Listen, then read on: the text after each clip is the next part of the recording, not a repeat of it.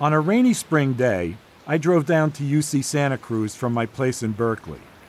My primary goal was to see their amazing 30-acre organic farm, which in certain circles is the talk of the state.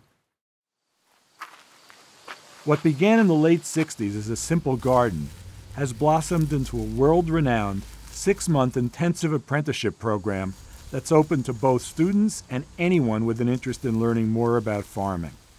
The heart of the Center for Agroecology and Sustainable Food is the Alan Chadwick Garden, but there's much more, including broad fields that are farmed both with and without machinery.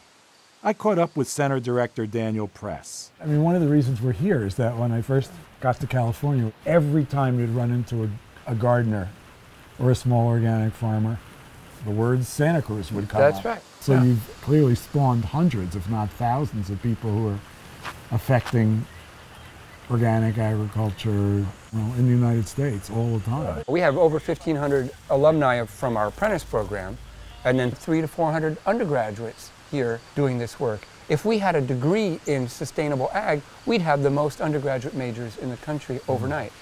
This place we're in is an ag experiment station, it's a working farm, and it's a teaching facility. It's really a people's farm. It's open. It has fierce devotion by the community. It's a lot of things to a lot of people, from preschoolers into retirement. We like to call this the mothership of organic agriculture. But it's not only about research. Some of these strawberries, blueberries, and other gorgeous produce will end up at farmers markets and in the university's dining halls. So we're going to look at the field that services the dining halls? Yeah. Well, this is beautiful. Tim Galarno, a coordinator with UCSC's Food Systems Working Group, explains how their land, the oldest organic farm on any university in the country, helps feed students and the local community. You're doing real food movement here? Yes. Yeah, we are. So I started when I was an undergraduate student over 13 years ago. At that time, we had a contracted food service provider. There was a lot of interest from students to change the type of food that was available in the dining hall. And we went self-operated. And what that allowed us to do is just to start connecting to our local growers, different food vendors and producers, to establish guidelines and a different vision of our food system here.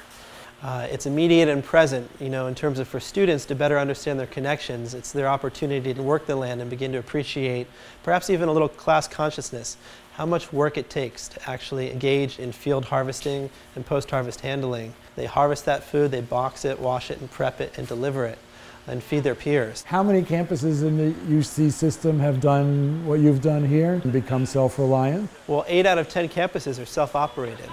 And how many would you say are doing a good job of using locally produced food? Well, they all now are, I think, doing it more so than they ever were before, because each campus has to report where they're sourcing, what they're connecting with, as well as how they're educating their staff and their students around their vision and work. So it's not just about the organic food, it's about that holistic vision of how are we supporting our students and our community, and it touches on many key points of the work and the movement. That's great work. It's really great work. Yeah. A big part of the center's commitment is to grow not just food, but young farmers, which is a good thing. Wow, they're huge. Yeah. They're like plums. As these students and apprentices from the community move on to become growers, food advocates, and researchers, it's great to know that they have a deep understanding not only of techniques, but of how the food system works. It's so great. All right, we actually have to fill boxes, or can we just stand there and eat?